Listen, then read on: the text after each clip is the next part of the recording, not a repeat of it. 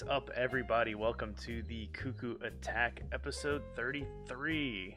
It has been about 2.5 months since our last recording because I haven't been playing games and I've been lazy.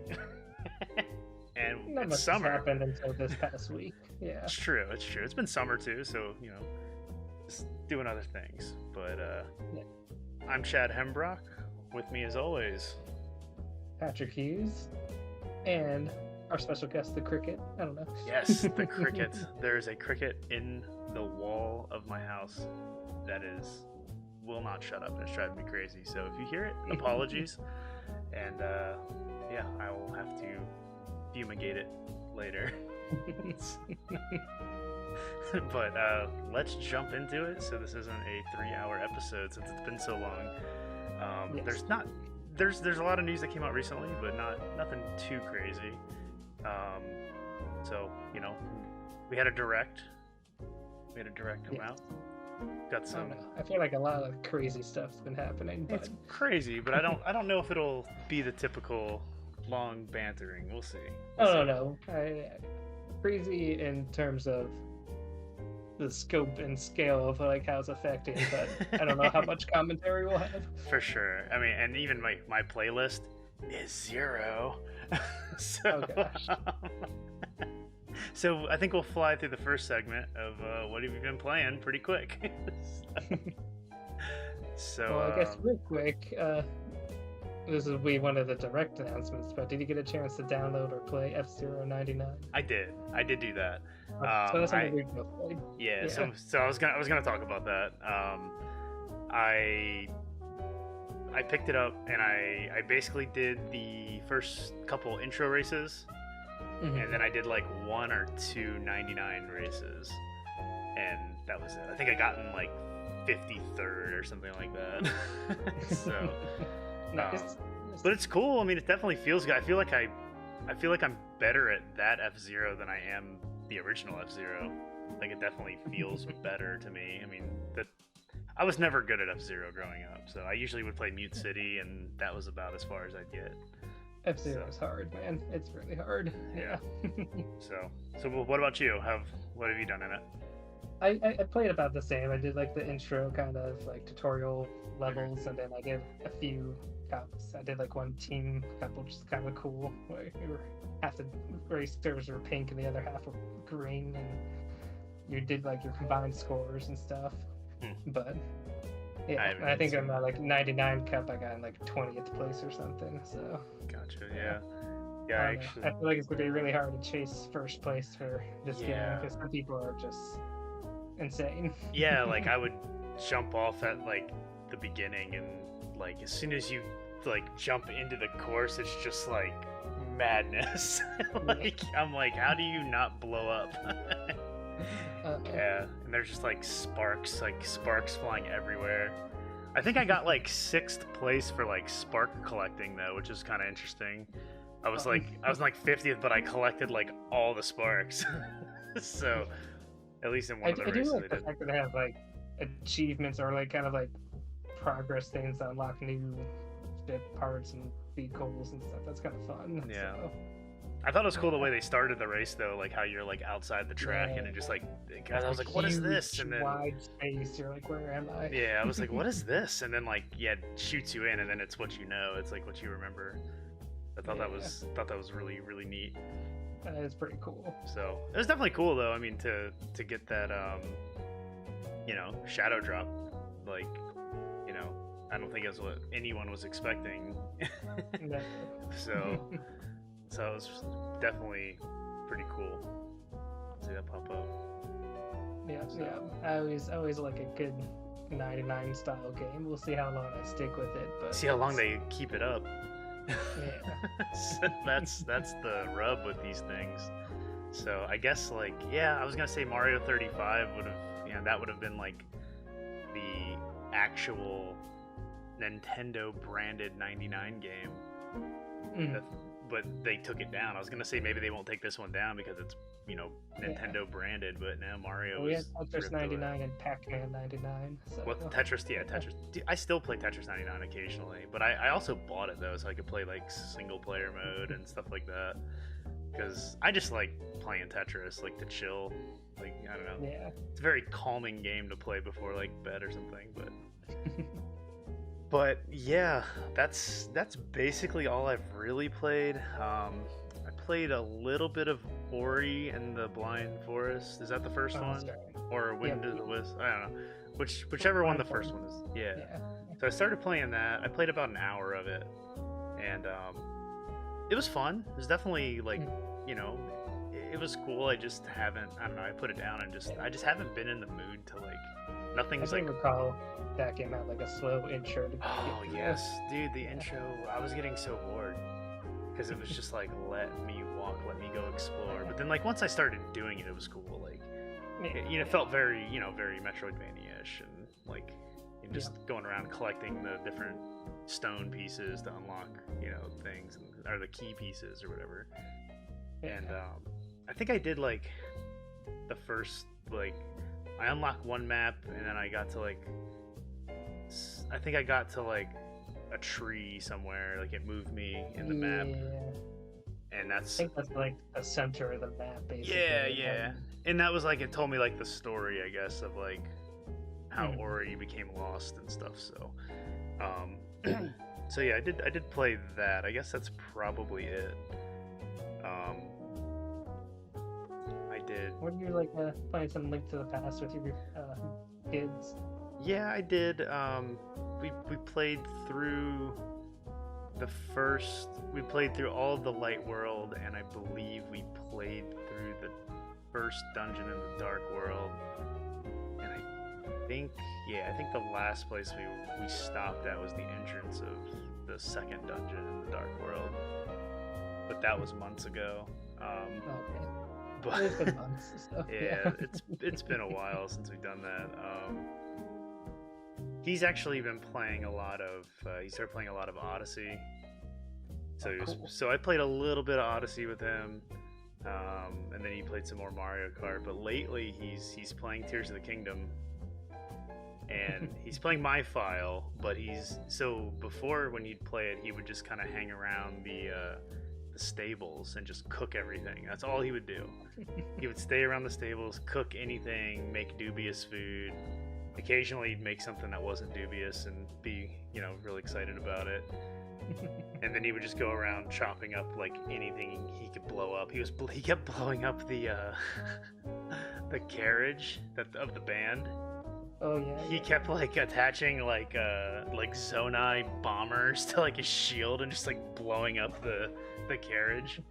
And he thought it was like the funniest thing. And yeah, it was funny, but I finally like came upstairs yesterday and he was running around exploring.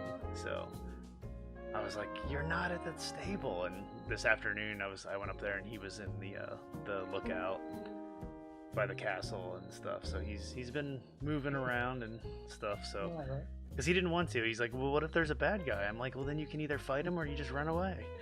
I was like, "That's the beauty of this game." I was like, they'll give up pursuit after a while. like you get far enough away, they'll give up. So, but other than that, no. I mean, the only thing I've got going on is, and maybe it'll kickstart me into some gaming, is getting the game room finished. The unfinished area of the house is under renovation right now, probably about a week or two out from having it done, and I'll be moving this setup into that new space, so maybe that'll give me a little kick in the rear to start playing games and using it once I get everything looking nice and comfortable and set up. And just quick pan for the camera people, you can see all the junk laying around. There's lots of stuff, so that's why I'm kind of aimed over here at the corner. But so yeah, lots of other stuff going on, and been tired, so no gaming, not much gaming. That's cool. Yeah. But yeah, no, been keeping busy playing lots of games. Don't know if I'll. You beat 3 games at my house, what, a week ago? That Or might 2 be- weeks yeah. ago? I forgot about that. Yeah, that I don't was think I even have either of those games listed on here because they're fine. They're fine games, but pretty nothing funny. to really. But yeah, I'm up to 33 games beat for the year, so I don't want to spend all night talking about all the games. So otherwise, it'd be a while. So I'll just highlight 4 games that stood out. One that I have to talk about because Chad would be upset if I didn't talk about it is Half-Life Alyx. Yeah, I got to watch you play some of that. That was cool. You did, yeah. Although, I should specify, we're playing it via a mod so that you can play without VR, so... Which, it works surprisingly well. It's pretty cool, the fact that you can play this without... Like, it plays like old school Half-Life, like walking around, and like, it felt very nostalgic kind of doing that, but... Yeah, you definitely missed out on stuff though, like the I puzzles, like the key puzzles and stuff like that. Yeah, any of those like floating sphere puzzles I remember hearing about that you like have to rotate things, they just automatically solve them for you. Like here, Yeah, open this, your stuff, keep playing. kind of hard to. I'm sure it's hard to like translate that to a mouse and keyboard. Like you'd have to like somehow program a hand to like like move it. Because like when you do it in the game in VR, you're actually like moving things around. It's pretty cool. Yeah, But and I definitely missed out on I think a lot of the probably what the immersiveness. strength of the game is. Yeah, being like just immersed in the world and like moments of just like the scale of things around you. Yeah, yeah. You'll definitely have to like when I get my new setup, you know, set up with the VR again. You'll definitely have to just like jump into a chapter and check it out, just to get that feel and be like, oh, that's what this is supposed to be like, because yeah, it's really cool. But I mean, my biggest thing was I wanted you to experience the story so we could, you know, so I could talk to somebody about the ending of it because it was just like so cool. Like, and it is pretty crazy that they're like. So if you don't want to hear about it, spoiler alert for a game that came out, you know, 3 years ago. But yeah, they ended the game with like the biggest tease of like a Half-Life 3 or Episode 3 continuation and like or a new Half-Life in VR. Saying if we were to continue it, this is how we would basically, and we're going to create our own split timeline multiverse, maybe, or I don't know. like Eli Vance is alive. Gordon, you know, gets the crowbar, but now Alyx is missing, and it's just like talks about the unforeseen consequences. It's like so cool. I don't know. I was so freaking happy when I like watched that ending in VR. I was just like, what? I was like so ready for that. So that was yeah. If Valve can count to 3 ever. That's the rub. Like they made such a good game with Alyx, and like every game, like Half-Life 2, Episode 1, Episode 2, Alyx. That was my Portal, biggest takeaway was just being in that world again, and like the sound design, and just like it's so not just nostalgic, but it's just so good. Just every little detail that they have is like, oh, Valve, you were pros back in the day. Yeah. And you still got the juice if you wanted to. That's the thing that's like crazy about it. It's like you get like one game every like 5 years, if that. 10 years at this point. It's been way longer. Yeah. I mean, Alyx was like the last big game that came out that wasn't like a. Didn't they do like a card game or something not too long ago? I don't think that did. Or did that not even come out? It came out. I don't think it like.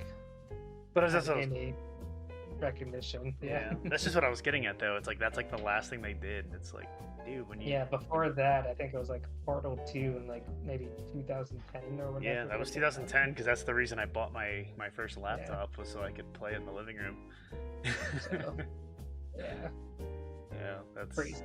yeah, awesome. So glad you played that. But yeah, you'll definitely have to jump into a chapter in VR when I get all my stuff For set sure, up. for sure. Oh, I did play some Retro or Oh Rescue yeah, yeah. Mission. I played the You whole beat the first. first world. I beat the whole first Yeah. world. I've been meaning to get back to it, but as you can see, everything behind me, like Well, it everything's looks in pretty right now. everything's in Yeah. disarray, so it's not really the It best spot. definitely should finish that before the end of the year. Yeah, I will. And I still have to play another hour of Valkyrie Elysium for my punishment of Fantasy That's Critic. So, which I didn't mind playing that game. I just haven't been in the mood to like sit down and play anything. After like binging 150 hours of Zelda, it's like, Yeah, it's a lot. Yeah. because like I think I probably played about 150 hours of games last year, but I beat like 20 games in that. Where this year I've played 150 hours in one game. Yeah.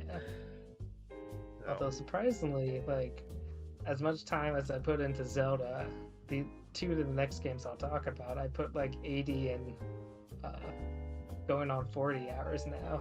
So, nice. yeah, they were surprisingly engaging.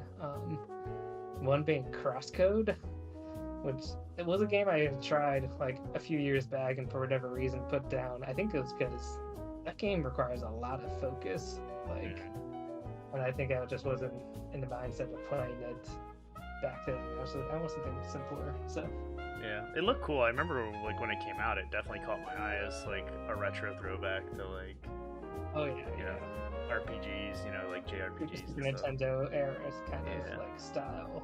Like Secret of Mana, like Secret of kinda- Mana, Yeah, and surprisingly, like, it has amazing dungeon design. It really scratched like a 2D Zelda itch. yeah. Like the puzzle design in that game is just like really engaging and just like, I don't know. I feel like a lot of puzzles in games these days kind of copy paste like a lot of the same gimmicks, like the lantern or something. I don't know. It's like nothing has really gotten me thinking in a long time. This game really, like, every room I enter, I was like, all right, what am I doing here? I really had to like break it down. It was fun. Yeah, and just a cool story, even though it's like kind of like MMO-ish, which isn't my kind of forte at all. But like the world that they built was really cool and interesting, and a surprising twist, and just fun combat. And yeah, I really enjoyed that game. So, and of course they got me at the like credits when they're like, "All right, that was satisfying, but if you want to play the DLC and get this epilogue," I'm like, "Gosh darn it, you got me! I need to know more." So I immediately purchased the epilogue and played through that. That's called addiction. Well, my logic was I didn't want to get rusty because that game requires so much attention. I was like, I gotta play it while I'm still. Yeah, I get that. I get that for sure. Because that was kind of like with the Breath of the Wild DLC. I was like, I fired it up and didn't play it forever, and I finally did. And I was like, how do you play this game again? Yeah. Like combat. I forgot how to like pull out my bow. I was like, what do I do? I was so confused. That's why Tears of the Kingdom was good, because I played Breath of the Wild for like 2 weeks before Tears of the Kingdom came out. So I kind of had the mechanics down again. So. Yeah. And then I'll jump ahead to the other game I've been playing a lot of lately is a Sea of Stars. I want to play that so bad. I do. That's what I should really get into. It's good. It's good. I understand you wanting to wait for a physical edition because that box art looks pretty nice. I might just have to double dip. I might have to. Or what was people saying? Get it on PlayStation Extra for a month. Yeah, but I don't know. That's like so expensive now. I guess like if you do it monthly, it's not. Or just like 1 month maybe. Yeah, that's like true. the equivalent of renting it, but yeah, that's true. But no, it's totally worth supporting them if you want to buy it. Yeah, I'm not opposed to double dipping into games. I mean, I couldn't tell you how many times I've bought multiple copies of the same game. But yeah, no, that has definitely scratched that like old school JRPG itch of like Chrono Trigger, Mario RPG, like those classics. Yeah. I love the kind of like time-based attacks that you do and stuff, and Yeah, I would totally replay Chrono Trigger if it came out on Switch. Like that. So I don't know if it's as good as Chrono Trigger, but it definitely captures the spirit of like it, which is, I don't know, it was just a very cozy play the whole way through. Yeah, I just love that game. Like story, the characters, everything. Like I don't know, it just really. That was like the first RPG to really like suck me in as a kid, because one of my friends, that's like all he played, and he would always come over and that's what he wanted to play, and I would just kind of, he would play that, I would do my own thing, I would watch him, like I'd watch him play something and I'd go back to doing my own thing, and like it was cool, like we were hanging out talking about it and stuff. But yeah, when he started playing Chrono Trigger, I was like, dude, like I just got sucked into the story right away and ended up borrowing it from him, and like just was hooked after that. Could not put it down. It was the first RPG that finally did that to me. So, and one of the only, honestly, is like Chrono Trigger and Final Fantasy VII were like really the only two ones that sucked me in as a kid. And then I tried 8, couldn't get into it. Tried 9, couldn't get into it. Tried 10, got like halfway through, like just to like the Blitzball stuff, like not halfway, but yeah, just like to that part in the beginning of the game, basically was like, I'm done. But Chrono Trigger just hit me at the right spot. It's so good. Yeah. It still stands. Yeah. But, so yeah, I'm glad to hear that you're enjoying Sea of Stars though. Yeah. I actually rolled credits on it a few days ago. Oh, nice. I didn't realize. I'm now doing like, they give you like a normal ending, and then after you beat it, you can go back into the game and do more stuff to try to get a good ending. So. Yeah, like Chrono Trigger, you had like 21 different endings or something like that, something crazy. I got one. I don't even remember what it was.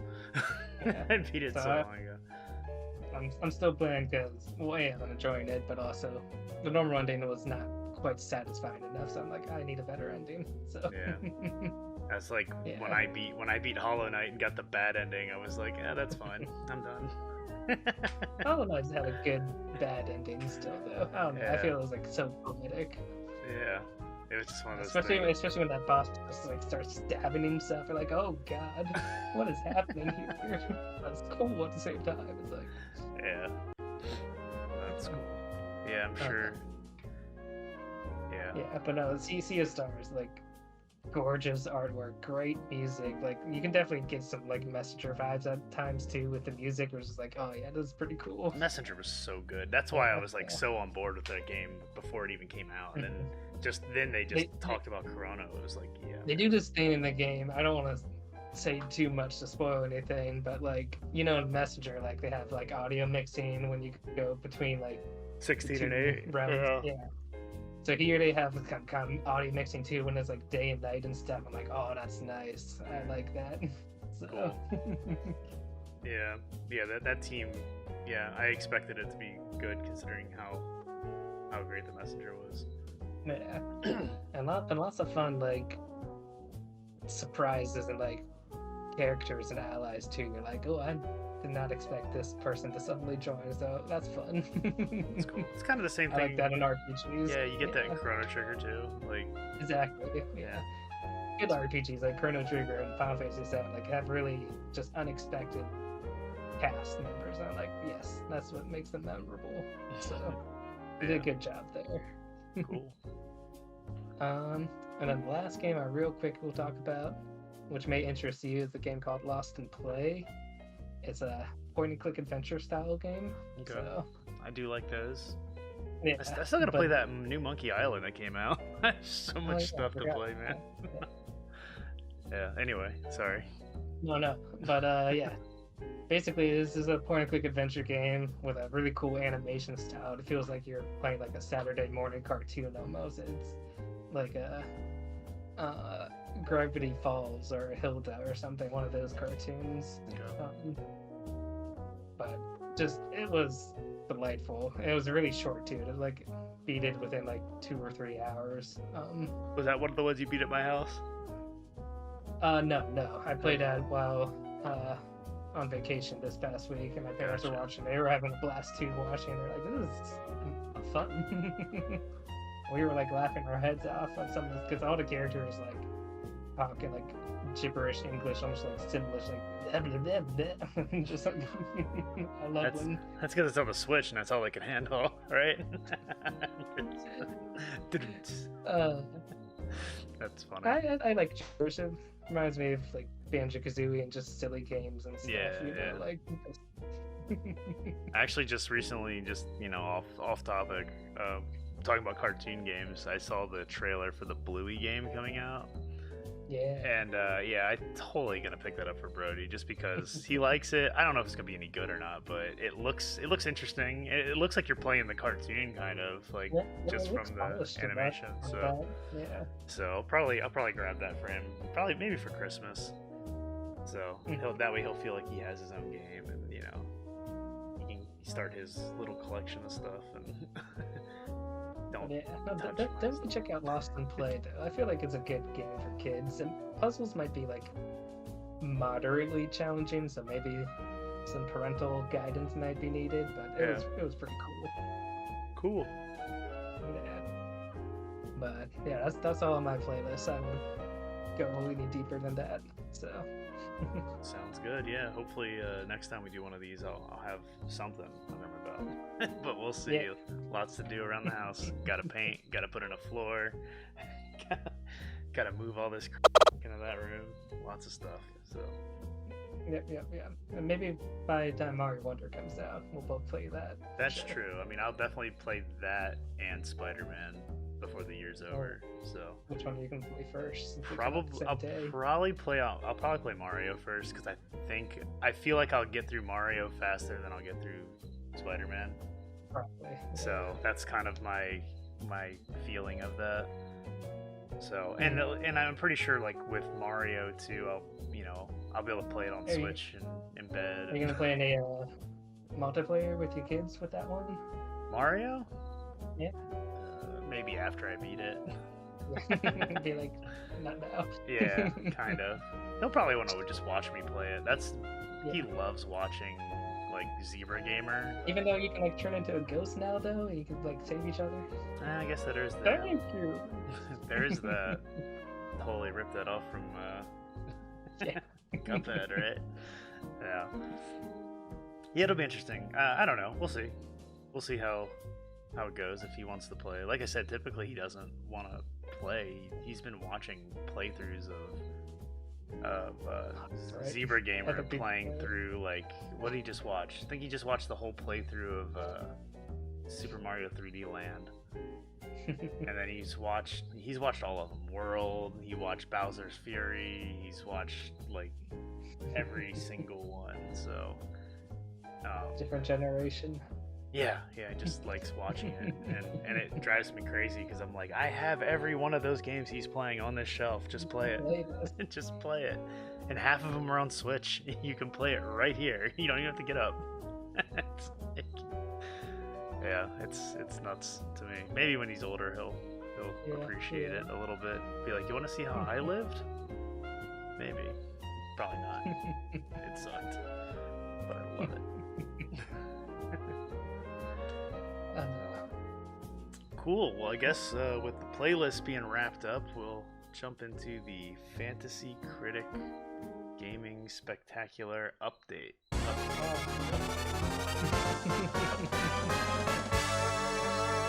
Yeah, it's since it's been a while, we got a few games here to run down. That's quite a list, but so You were the still one good that pick- had the most pickups, I guess. Well, I guess no, yeah. no, it's not many pickups. It's just really long. Very long titles, names, too. okay. Yeah. It looks longer than it I is. was like, man, you pick up that many games, but yeah, no. You should But, get yeah, extra but- points for that. I should get points per letter. Or a letter. Have you ever seen that video of the mascot drummer and he's like in like a donut costume cat or whatever, and he's like drumming really hard? It's like you get paid by the note you play, and he's like, all right. Just- I have not, but that sounds amazing. Oh, sorry, sidetracked. So pickups, yeah. Starting with Banana Donko. He had picked up Chad here, WrestleQuest, Failure. which we'll discuss how failed that was, and then Alan Wake 2 as your last game. Yeah, I dropped Metal Slug Tactics because there's still no news about that. It's supposed to come out last August, and it got delayed. Yeah, I wouldn't hold my breath at this point. And at this point of being in September, or it was August when I dropped it, I was just at the point where I think it was right after WrestleQuest got me nothing basically, and I was like, well, I gotta drop something and try to get some points, and I've been hearing more and more people excited for Alan Wake 2. It does have a lot of positive press. Yeah, so there's a lot there as far as, like, that's what people are most excited about for I like still all the last few. don't see the hype, but yeah, I mean, I never played it. But yeah, I strictly picked it up because, like, I'm hearing it does have potential. Some of the other podcasts I listen to, they're like, yeah, that was the most exciting thing that, I saw at the Xbox show was Alan Wake 2 Remake. And I'm like, okay, it's like really, like, it's like the biggest game with like the most hype that was available. And it was just kind of like, it's a good sounds good, I might as well. I mean, it's better than a 0, hopefully. Yeah. with what's left at this point. Yeah, so and that was probably because we probably picked up a few of your other games you probably had eyed. So, like, Nisaki here picked up Cities Skyline 2. I was eyeing that one. So, that's probably going to have some good points. And Sonic Superstars, which is interesting. I can't pick Sonic anymore. That's just a 75 max, in my opinion. Just because, unless this is the year where stuff that's supposed to be bad is good, like Street Fighter, and I don't know, because that screwed me. 1 out of like every 5 Sonic games ever does like really well, like Sonic Mania. Sonic Mania was good. Yeah. I liked it. Yeah. I really liked it. So, and this I is don't know if Superstars. I don't know if this is gonna hit that heights. Yeah. I'll probably. I mean, Isn't this the one who's being made by like the Balan developer though?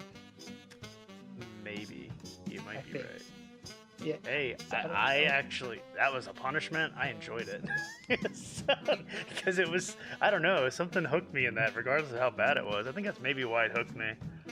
That's funny. It just hooked me because it felt like it's just a really old Saturn game. That's what it felt like, and just really poor mechanics. Electrothons at their core, there's something so pure about that. Yeah, that really was what it was. Like, I can get 8 of these trophies in every level, and I have to do it without being able to jump. Okay, let's try it. And then on my team, it may look like there's a lot here. It's only 3 games, but I picked up Like a Dragon Gaiden, The Man Who Erased His Name, Oxenfree 2 Lost Signals, and my last pickup was because I had to drop a Rift of the Necro Dancer, which sadly got pushed into next year. Yeah. So I picked up I Expect You to Die 3 Cog in the Machine because I saw that was coming out in like a week, and I was like, alright, done. That was a good sleeper pick because, like, I really enjoyed the first one and all the DLC for it, like the extra maps they released. I never played the second one, but I'm sure it's fun. Like, I'm hoping to get into some more VR once I get set up again, because those are the cool games that you can just sit there and, like, figure out the puzzles and chill. And, like, VR definitely has a lot of experience that was just like fresh, or just like, I don't know, stimulates you. You're just like, ooh, what is this? Yeah. I haven't seen this before. Yeah. It's just cool. Just like, it's an escape room, basically, is what it is. Yeah. I mean, that's exactly what it is. It's an escape room, and you use what's there to figure it out. That's exactly what that game is. It's really cool. We need to do another escape room sometime soon. Yeah, it's been a while for that too. They need to make escape rooms that are harder though, because we keep winning. It's true. We just keep winning. We're so good. The only one I almost lost was because the puzzle was broken. And I was like, I'm doing it right, but it's not working. And they had to actually, like, the girl on the camera watching us was like, "Oh yeah, it's not working," and I was like, "I just wasted 10 minutes."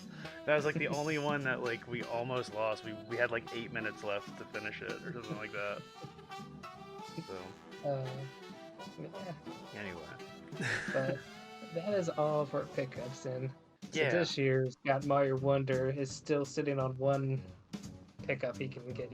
Yeah. He's like, the only one who has a free yeah, slot. he has Spider-Man 2, Mario Wonder, and that was my fault because I was so worried about stupid Metal Slug Tactics and dropping it that I didn't throw all my money at Wonder and RPG, and I only got one of them.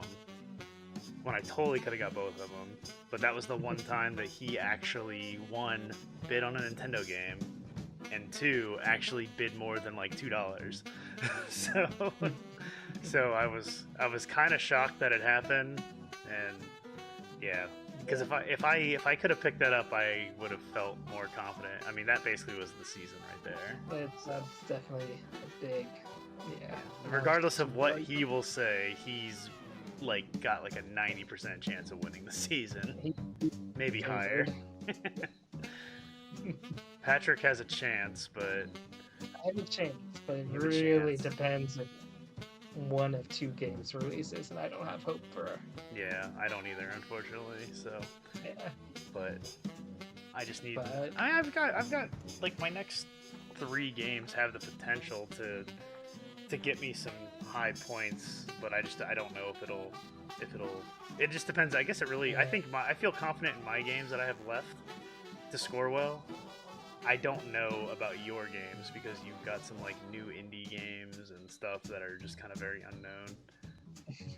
So I feel like my remaining games are gonna do well, but yeah, I don't think they're gonna catch the dish. So. Yeah. So yeah. And then not with him having Mario and Spidey. And then Isaki's like right behind me too. He's like creeping up, so it's like, and he's I was looking at upcoming releases. He's got like 5 games coming out in the next month. He's gonna shoot scare you up. all of a sudden. Yeah. So I really hope that Nintendo doesn't like screw up Mario RPG to the point where it gets hated on. Or I don't think it's gonna be bad, but I don't know if it's gonna be. It's not gonna be as good as Wonder, I don't think, because like what Mario game is ever reviewed? In fact, we'll talk a little bit in the direct, but yeah, I don't know when they were showing like the new features for Mario RPG. I was like, that's it. Yeah, I don't know. It'll be interesting to see. So, but yeah. So you want to go over some of these scores real quick? Yeah. To wrap up our fantasy update, let's just go through some of the games that came out and where they are scored. As of, I checked like an hour ago what their ranks are. So Pikmin 4 sitting at an 87.8, so that got shot a nice 17.8 points, and hurt punched the dish about, pretty good. Yeah, it was good. The only thing that, it just didn't really help me because I, gave Sidish, or I lost 23 points because of Sidish's counterpick, so. You definitely had the worst counterpicks of all time so far. I've lost like all seasons. Like 30 points in counterpicks, which is horrible. Like, your counterpick wasn't so bad at the time, like 7 points is like, okay, it's about average, like. Expected from the previous seasons. I expected about 6 or 7 points to lose on that one, maybe 8, but like losing 30 for 23 from one game was like, ooh, that's like 3 game scores. That's so bad. That's like instant loss. Like June 6th, like really just kicked me right between the legs. Yeah. You need to Pikmin that hurts the dish a little more. Yeah, you did a little better, but I mean, hey, I can't complain with a 88. That's a good score. Dang good score for Pikmin.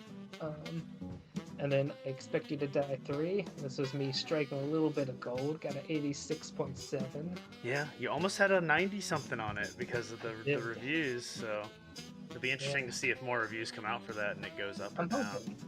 In fact, I don't think it's released yet on Steam, yet, so I think in a few days it will. It's very weird that it, that it only has 4 reviews, considering it's like the 3rd game in like, you know, a pretty well regarded series like in VR. Yeah. It's kind of strange that only 3 reviews went up for it, or 4 Guess that reviews. speaks more of the meta marketplace than anything.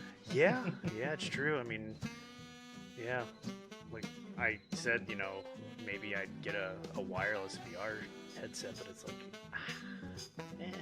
like it's cool, but maybe a new headset would feel better and, you know, be nicer. But I'm sure I'd play the hell out of it for like a week or 2. But unless there's like a new killer app that's not Beat Saber or Half-Life Alyx, it's like, Yeah. And then next that came out was Bomb Rush Cyberpunk, which did about as what I expected to hit, 77.7. Yeah, I had that. I think I got that last year, and I ended up dropping it. And I thought about grabbing it again this year, but I held off because I had a feeling that it was only gonna hit the 70s. Yeah. Or it was gonna bomb. That was just my. I was scared it was gonna bomb, and Yeah. I didn't think it was gonna do too well. Not that I want to wish bad on the developer, but I was hoping to hurt Sadish and swing and miss. Yeah. Oh, you were right. WrestleQuest is hurting me more now. But speaking of the swing and miss, WrestleQuest is at a 68.7 right now. It Yeah. is now actively in negative points. Yeah, that was a shame. Because it started out decent. It started out like a 75, 73, something like that. 73, 75. And I was like, okay, you know, it's kind of what I expected, but better than 0 points. And then there was like, I think what hurt it was they had a game-breaking bug on release day, and they pulled it. They pulled the game down and gave it like another like week before to release it, and like I don't think that helped. And yeah, it was a pick that like it was coming out of nowhere. I was seeing a lot of like very positive like press about it before it came out, and then you know, it basically anyone who was like a wrestling fan was talking very highly of it, and said they were enjoying it. And then, yeah, like it came out. That's the problem right there. Yeah. I'm talking to wrestling fans, and I don't trust Yeah. any of their opinions. Well, that's the thing. I mean, it was one of those. I gotta stop picking with my heart because that's what always, you know, bites me in these things. But it is. It's apparently free on Netflix games, Oh, cool. which I knew they have games. I have no idea where you even get that. But I'm apparently, aware of this too, that they have games that I still forget that they exist or to ever check it out. Yep. I'm not even sure how. I don't know. There was that one game we were gonna play. You remember that? That like movie game that we never played. I forgot what that was nominated called. last year. Yeah. Where it's like a live action movie, something. I don't know. But yeah. The name is escaping me, but yes, I do recall. Yeah. But yeah, that's a Netflix game too, and yeah, I have no idea. If like it should be on the homepage, like when you go to the side, it should say like games. But all I see are movie categories. I think there must be some convoluted like side stuff that you have to do, or maybe it has to be off your computer or something. Possibly. No, I mean, because from what I was reading, people do it on their phone. Like you can actually download it and play it with your phone. But then I've heard like phone controls for most games, phone controls suck. Yeah. Because I did I'm trying to think, like I did Apple Arcade once, so I could do the new Hot Shots Golf on Apple Arcade, and it was like. I was like, it's Hot Shots, but it's touch controls. Like, this sucks. Like, I just want to play Hot Shots. So I went back to my PSP and fired up Hot Shots Open T2 and went from there. Yeah. But yeah, I was gonna fire up my phone real quick and look at this while you go down the list some more. Yes. So finish up this list here. Armored Core 6 came out. Got an 85.2. Solid. Which is honestly better than I thought that game would do. Yeah. Considering franchise history. Same. I guess getting that from software bump. Yeah, I was looking at the other ones and I was kind of like, I don't know if I should pick that up, but it would have been good. 86 points would have been better than my -1. So. Goodbye Volcano High is sitting at a 78.4, which is doing decent, about where I thought it would. think it was actually lower before, but it's gone up a bit. So just hopefully is happy with his furries inclusive pick. So real quick on the Netflix thing. I just typed in wrestle, and at the top of the thing it says mobile games, and it's got WrestleQuest, TMNT Shredder's Revenge. Oh yeah, I forgot that was Netflix. Lego Heroes Unboxed, Shovel Knight Pocket Dungeon, Sonic Prime Dash, so Samurai Showdown, Oxenfree 2, Lost Signals. Yeah, it's all here. Into the Breach, Stranger Things. Yeah, no, there's a lot of stuff on here, and it all pops up right at the top of the screen. So, weird. What am I doing? Very weird. Playing these games. You have Netflix? I'm using my parents. Yeah. Account sharing? This day and age? Thief! Honestly, the only thing I'm really watching on there is the One Piece show with my mom, because she apparently liked it. I forgot you were watching One Piece. Yeah, I haven't watched anything. I've been watching like the live action one. Yeah, we've been watching a lot of Star Wars. Yeah, we're going off on tangent. We've been watching a lot of Star Wars in this house. Took the kids to Disney. Oh yeah, that's what I did. That's what I did last month. Took the kids to Disney, and got back. Kids had lightsabers, and I was like, well, let's see where those lightsabers came from. Watched in release order 4, 5, 6, 1, 2, 3. We're about halfway through 7, but that was a couple of days ago. So we'll probably finish that up one day this week and jump on to 8, 9, and then. Oh, you're on the bad ones now. Probably Rogue One, and I've never seen Solo, so. Solo was fine. Yeah. This rewatch wasn't bad as people said it was. I've wanted to watch Solo. I just never got around to doing it, and it's funny because like the only one I'd never seen was Episode 2. I never watched Attack of the Clones. And I tried watching it when I was in like high school, like when it came out, and I was like, nope, turned it off. And watching it now, though, I was like, this isn't that bad. It's fine. It was fun. So yeah, so I enjoyed it. But I enjoy it. It is funny though, because I'm more goddamn Star Wars talk now. but no, like the one thing the tone is so different in the new one. It is. Like when you go from watching the originals, I'm watching them like days apart. Like we've watched 6 of them in like 2 weeks. 2 or 3 weeks. So. They're all fresh still, and like when you get into like episode 7 and there's like the banter and joking between the characters, like it just doesn't feel like the tone of the other movies, like where there was some of that joking, but it was more like natural feeling instead of just like we're a sitcom, like what do you mean, you gonna do this? No, I'm gonna do that. You sure about that? Blah, blah, blah. And it's like, who are you talking to? Like Yeah. So it felt, definitely the tone felt off, and I didn't really realize that when they came out and I saw it. I don't know. I still enjoyed it. Like it's still stupid fun, and like I've never been like I don't take Star Wars serious, so it's just kind of like whatever. But that's what we've been watching a ton of lately on Disney Plus. So. Fun. But yeah, I've been watching the Star Wars Rebel cartoon show. I heard about that too. Because it relates to the Shoka that's coming out, or that's airing. So it's actually pretty fun. Yeah. So cool. Yeah. So back to the games. Sorry. Tangent. All right.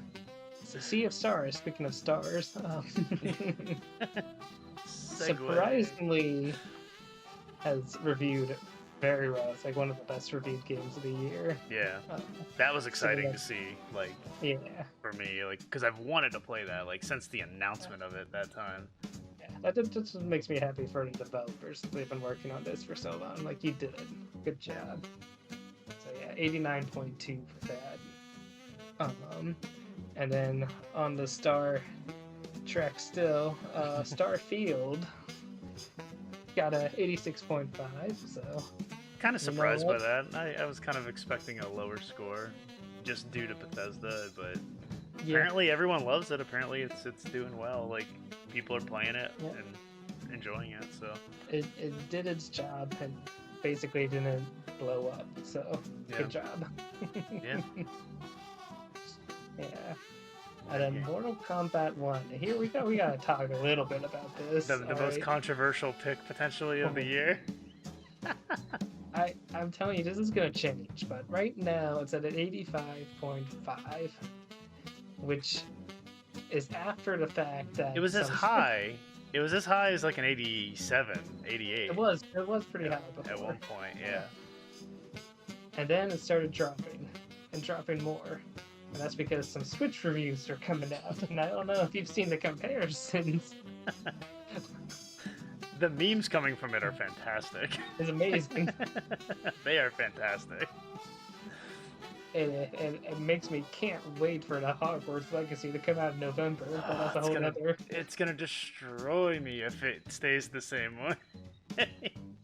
But yeah, so Switch reviews were getting like 3 out of 10, 4 out of 10s, and it was pulling this review average down to like 83 almost after being at like 88. Well, because every review for the most part was like 4 out of 5, 9 out of 10. Like they were very highly praised before the Switch reviews started hitting. And so now all of a sudden, I don't know who complained, probably Warner Brothers, but they pulled those reviews out and made a separate page for Mortal Kombat 1 Switch version. And I'm like, how dare you? That is Metacritic's job. You are the average of all the scores. That is how Fantasy Critic runs, even though you are not responsible for Fantasy Critic, but yes. You give us... It's interesting. You know, it's funny. I looked for it, and I didn't see that there was a second page when you told me that. I only saw one. I'm hearsay, but now you got me curious. I want to check real quick. But yeah, I was looking when you said that. I figured maybe my phone didn't refresh or something and just cached. I can find out very quickly. How bad? That's the thing that's always kind of... Oh, yep. Switch edition. All right. Okay. Yeah, I didn't see that before. I've always thought that was weird, though, because, like... Of which has 2 reviews, so its average is 3 and a 4, right? Yeah, yeah. I knew there was a 3 and a 4 on there out of 2. So yeah, that's my, like... My thing with Fantasy Critic has always been, like, well, what console does the review count for? Because if it sucks on one, but it's awesome on another... If one's better than the other, it shouldn't matter, but, like... But it I don't know. should, if it's being advertised as the same game. Yeah. I think that's the main thing. Yeah. This is what your developers pushing off and labeling as Mortal Kombat 1. If they wanted it to be Mortal Kombat 1 Nintendo Edition, there should be a separate game. But... Fair enough. Kind of like how Madden did it during the Wii era.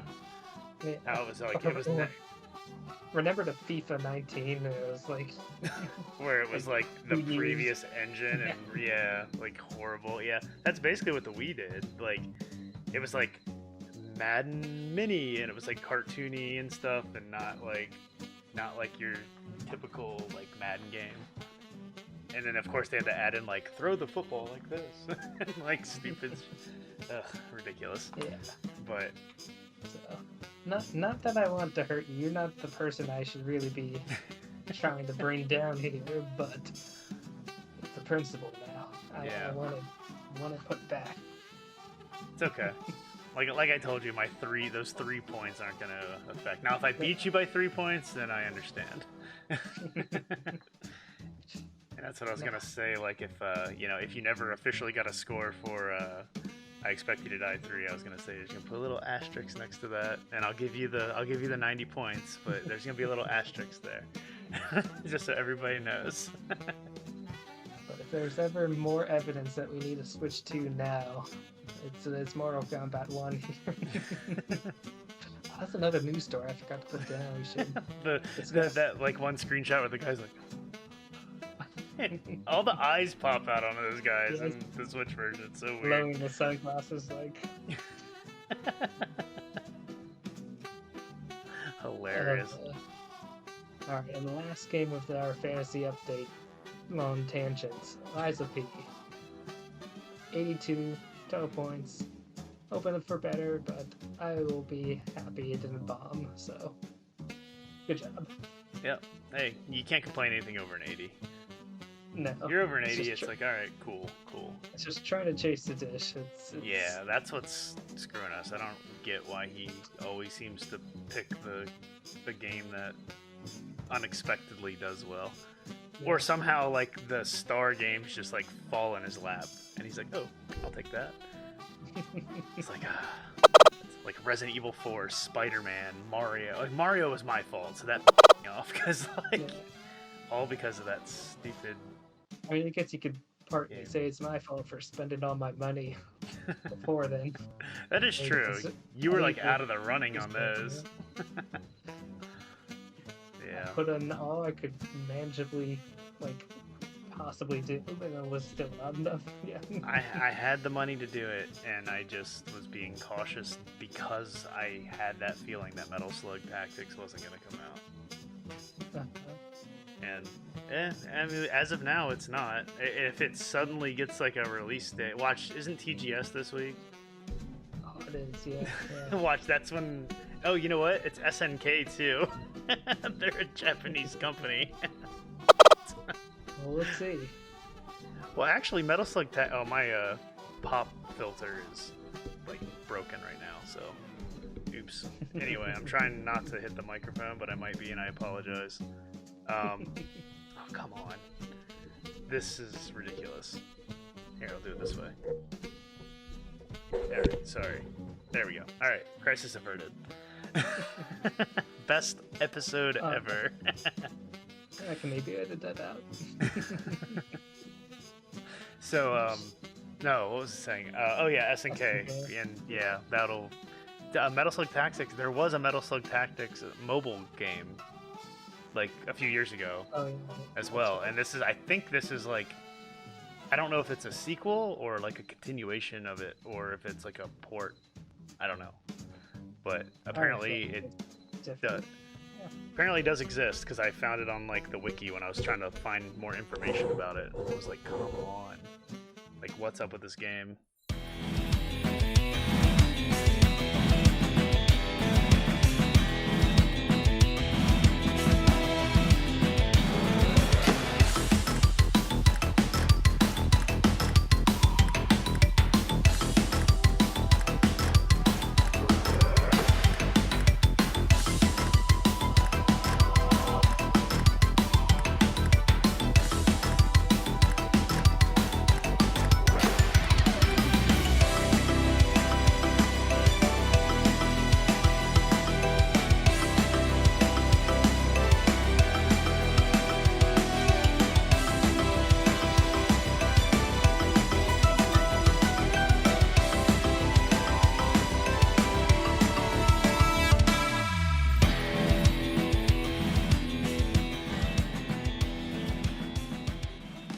Alright, so some more news that has come out.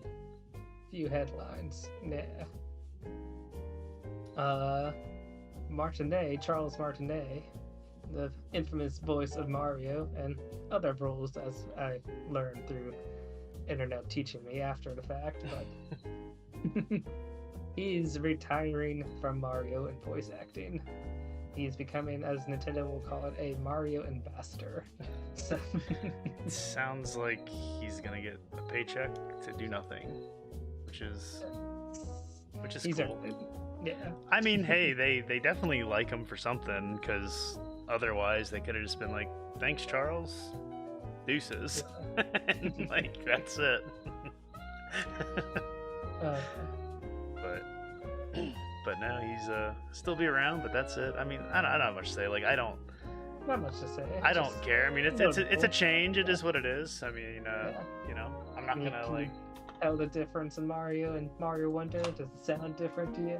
Some people think so. I don't really care. I mean, I could go Yahoo! It's a pretty easy voice to do. So it's, you know, I feel like I could do it pretty well too. So yeah, this feels pretty fitting or poetic. His last role was that like Mario movie offshoot character, and like at the arcade, like Jumpman. It's your job now. Yeah.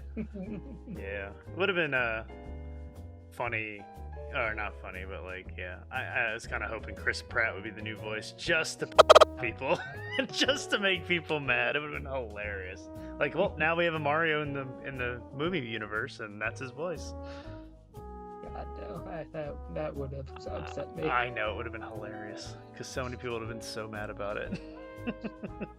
He's fine in the movie. Don't get me wrong. He did a great job, but it was fine. It's separate.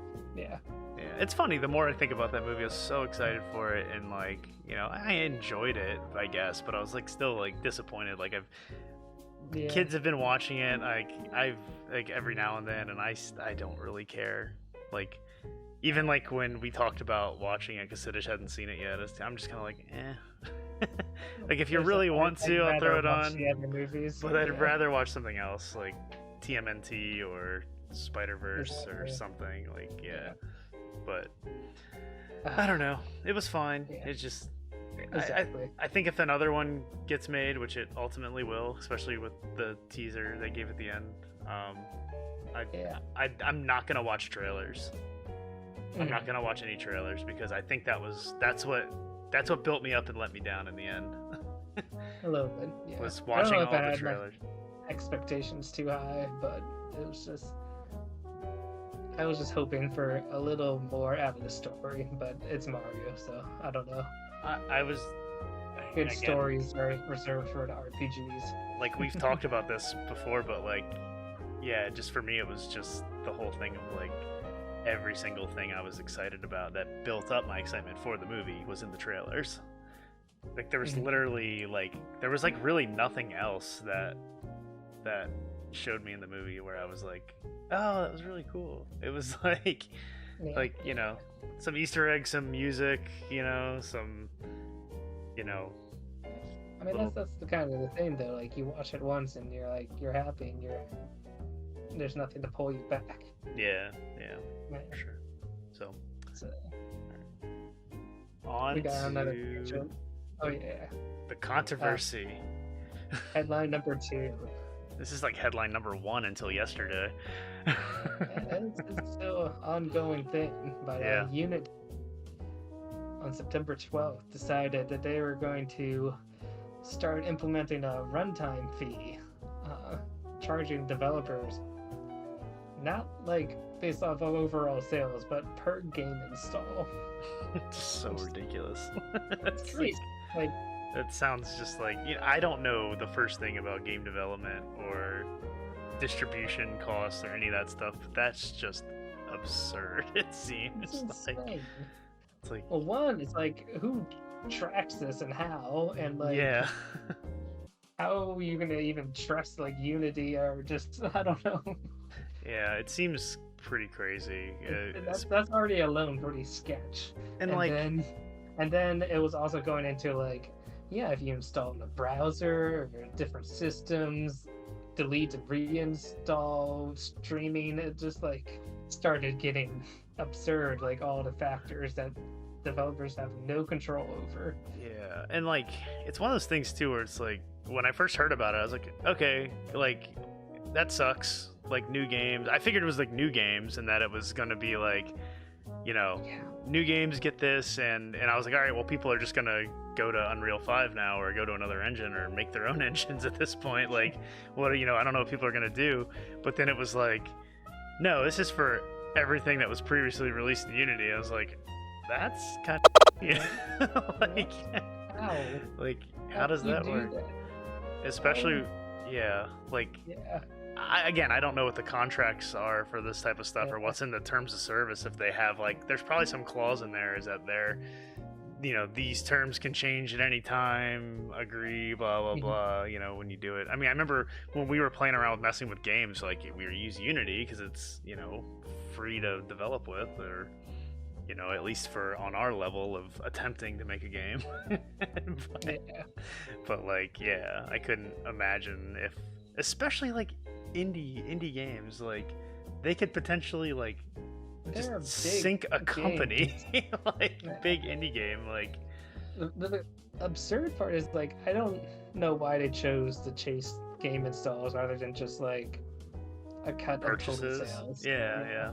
purchases makes sense, like, but installs, it's like, unless that's Unity's like 100% greed. unless Unity's the one that actually like hosts the files, like I don't see, you know what I mean? Like it would make like I could see an argument for it in that case, because it's like, all right, well, it's their resources. Every time you download it and reinstall it, they're using bandwidth, blah blah blah. Like there could be an argument made for it, but like, you know, I would assume that if like there's Unity games on the Switch eShop, it's Nintendo's the one that hosts the eShop. It's their servers. Like, I don't know. It's just I don't too easy to be exploited. I don't know enough about game development to really have like a solid understanding of, you know, this, but it sounds horrible just from like on the surface. So I think they've since said they are trying to mend what they said, like it's not going to be retroactive anymore, and they're going to rephrase. They've heard the community's but no. Yeah, the damage is done. For sure. Zero trust now. Yeah, I mean, you got to feel bad for like the games that haven't come out yet that are in Unity that are like, fuck, what do we do? Or the ones that are like almost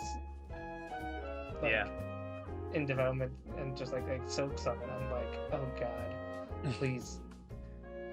Like that game now needs to release before January 1st. Right. Or it's going to be delayed as they start switching. Yeah, it's kind of crazy. The whole thing is nuts. So. Oh yeah, it's kind of heartbreaking. But yeah, we can move on beyond that. Like Unity's dead. They just killed themselves. So yeah, it's so weird. And apparently, like I guess like the guy who did it was like a former dev at EA or something like that. And somebody cause somebody mentioned this on Facebook, and I was like, EA makes sense. And they were like, no, he was good at EA. And I'm like, well, something happened. I was like, he's trying to do the same like microtransactioning sales now. Like a microtransaction of the microtransaction now. Like, yeah, it's kind of crazy. But anyway, on to the Microsoft. Yes, this is a pretty recent headline, I think just like in the past 2 days, but those FTC like court hearings and stuff, Microsoft accidentally leaked to the government basically all their like console and just like game plans for the next few years. It's kind of crazy. Like midlife consoles are expected next year, so I guess expect some console announcements coming soon from Microsoft. They're going to include a new controller, which seems to be copying Sony's like precision haptic feedback, and those triggers are awesome. They are. The triggers are so good, because I just played some Astro's Playroom again.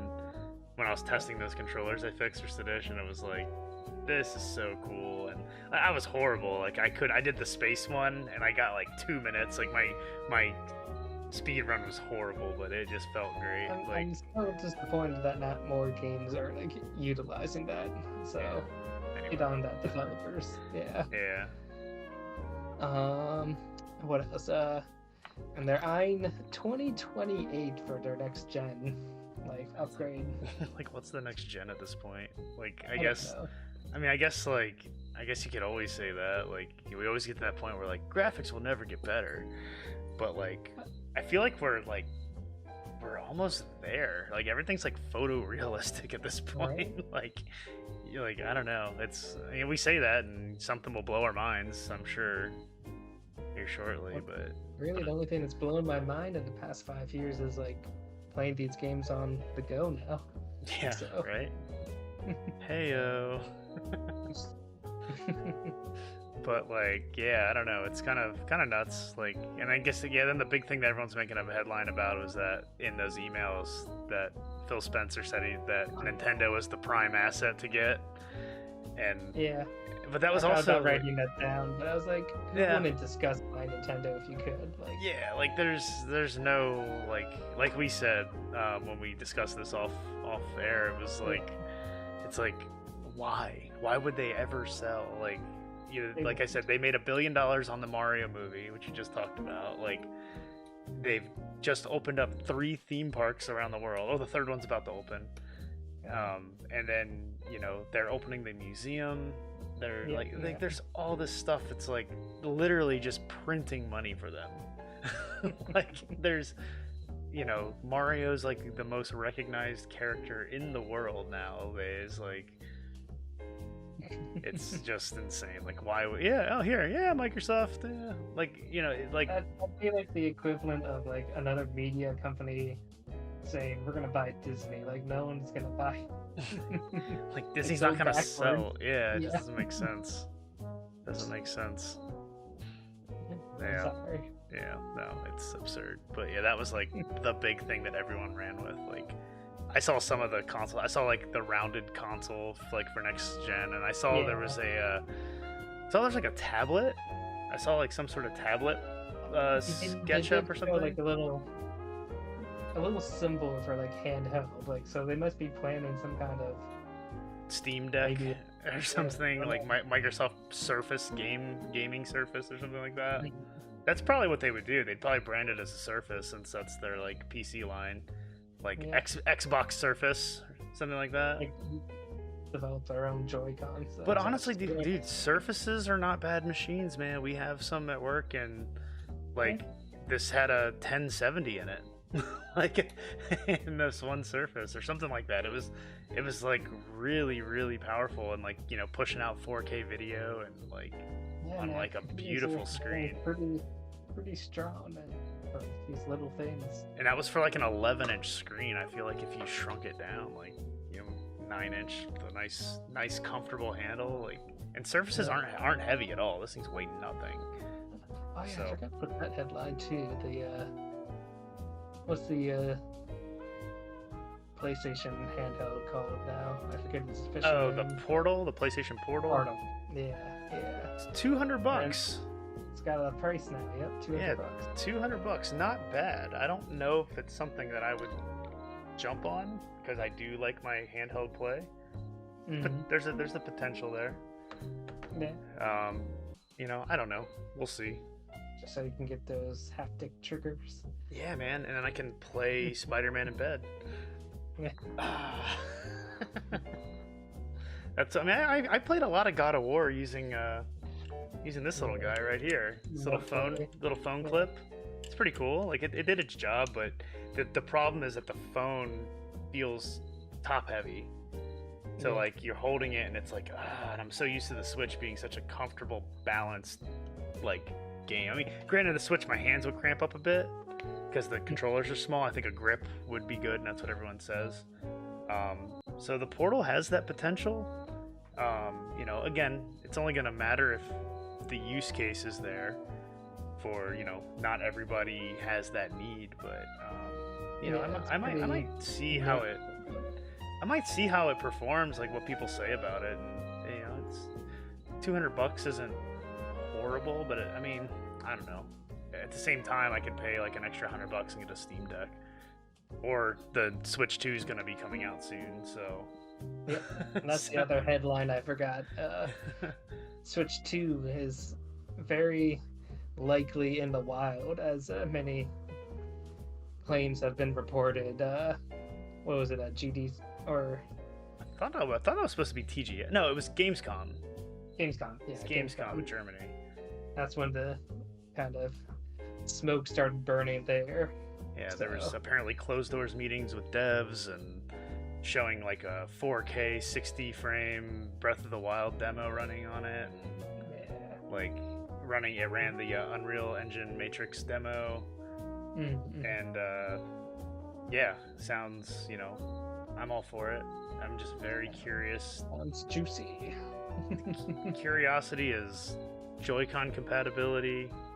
Not that it matters, because I'm going to get the new ones, because I'm sure the new ones are going to be better for all the flack they took over the current ones. Yeah, I'm sure that's gonna get redesigned. And then, well, there was rumors of that already. I'm pretty sure going on. And then, obviously the backwards compatibility and how they're gonna handle that if they handle it. I think it's very likely. I do too. I mean, I don't see them moving away from their proprietary cartridges, and like they're not gonna like start doing discs like 70 did or anything like that. Like they're not gonna change it up. Like GameCube discs now go in like on the go. But no, I mean, yeah, I think they'll probably use the same cartridge, and then it'll be all software based to like play it. But it'll just be interesting if they consider it part of the Switch lineup still, or if it's going to be Switch 2. So. Yeah. But I'm excited. I'm excited for a new Switch, and I figured it would happen right after the Zelda one, because a lot of those sold, and finally glad to see that, you know, I didn't have to fight to get that console, which was the only reason I bought it. Because I was like, I'm not going to pre-order, and then I walked into Target, and there it was. They did their job, and they made enough. And we were the suckers. Yeah, honestly, that's the rub. Like, I really enjoy the OLED, and I think it kind of like the only thing I've played on it is Zelda and a little bit of Ori, but at the same time, it's like definitely like, I don't know, it's made me enjoy the Switch more, because it's like it feels like a much more solid device. Yeah. It's so much more like just heavier. It feels more durable. And when I was prepping my old Switch to sell after playing like the OLED for 2 months, and I powered on the old Switch, I was like, oh my god, is this how it's like beveled inside the screen? Why? Yeah, man. Yeah. Because I mean, that's the one my son's playing right now. He's playing. It just shocked me. I was like, I'd forgotten what I used to play. Oh, and also something I never tested, I guess. I put those Super Nintendo Joy-Con covers on my old Switch, so that's the one that's on his Switch right now. He wanted me to play Mario Kart with him handheld. I couldn't join because the S and L buttons on the inside of the Joy-Con, they don't work. I have no idea if they just never worked. The rest of the buttons work fine, just those two. I don't know if I just didn't hook up something right, or maybe I broke a ribbon cable or what, but I never noticed it because I never play like that. And they still charge and everything. I would imagine that if it was on the rail, it would have broke, like, it wouldn't charge either, but neither of those buttons work, so I need to sit down and take those apart and take a look at them. But I just thought that was funny, because like something I never noticed, because I never play. He just handed me a Joy-Con. I was like, play like this. I was like, okay, I'll play one race, and then I was like, nope, not playing a race now. So that was funny. But yeah, like that's the rub though, is like the rumor that it's an LCD screen again. And it's like, how do you go back? Like, unless it's like, it better be bezel-less. Like, it's got to be the same form factor. Like, as they keep at least the same real state. Yeah, because like the OLED's like super nice, but like, you know, you can have a nice looking LCD as well. It just has to, you know, I just don't want something like looking at them side by side, like that brightness. Like, I don't know. I'm kind of hoping they keep it an OLED. And just charge more. I feel like 90% believing the LCD, only because I'm sure that's just like a cost measure. I'm sure they probably have had them in stock forever, since the rumors of the Switch 2 have been out. And then they did the OLED as like a quick like upgrade, and then they were like, back to the LCD. The Switch 2 is as strong as people are saying. Like, they gotta keep the price competitive somehow. It's like PS4 bound, and you know, if you compare it to like Steam Deck and stuff, it's like they can't go above the Steam Deck at all. Yeah, and Steam Decks, they're on sale too. I mean, they're like $350 right now, which is the same price as the Switch OLED. So yeah, it's gonna be interesting. I mean, but you know, Steam Deck doesn't officially have Mario or Zelda on it. Officially. So, God, I should have bought my Steam Deck. Oops. Yeah. Well, I guess we can finally get into these big video Yeah. game showcases here. Yeah, let's run through these real quick. Yeah, and you'll soon see why we think a Switch 2 is imminent based off this last Direct. But Yeah. So before that Direct, though, they did a Mario Wonder showcase specifically. yeah, it was definitely cool. I was more excited for the game after watching the Direct, for sure. Yeah, it's funny because I think like our reactions flipped a little. I mean, I'm still excited for it, but I was excited to begin with, and then this showcase was like, yeah, it looks cool, and you're like, yeah. Yeah, no, I don't know. The first one just didn't. It just looked weird to me. It's like, okay, things are trippy. There's a talking flower. He's an elephant. Whatever. Like, it's a Mario game. I'll play it. But then, like, after I watched it and it showed like how the worlds transform, and then like your power ups, like you get different things. Like, I don't know. I think it's probably just nostalgia because like seeing the balloon power up again from like Super Mario World, I'm like, yes, that's so cool. Like, I love it. And I don't even remember like most of the stuff from it now because it's been a couple weeks now since that was. Yeah, it's been a while since they showed that. And, they showcased like 3 of the power ups in this one. It was the elephant. the drill head. The drill. That looked The drill cool. looks pretty cool. Looks cool. You can like go into the ceiling and go under enemies and stuff. Like, I feel like that's gonna be useful for secrets. Like finding versatility that I thought. yeah, like finding secrets and stuff with that's gonna be cool. Like that's what I was thinking about watching the new Direct. I was like, ooh, there's gonna be something up there. There's gonna be something over there. Like, I can't wait to like just explore with that. And then they had this like badge system. I was like, Yeah, that's what it was too. That got me excited because it was like Paper Mario and Hollow Knight. Like, yeah. I wish you could like have more in one badge at a time. I think it's just limited to 1 badge per level. Something like that. Pretty cool. Yeah, very different for a Mario like platformer. especially like a mainline Mario game, like a mainline 2D Mario game. So yeah, I don't know.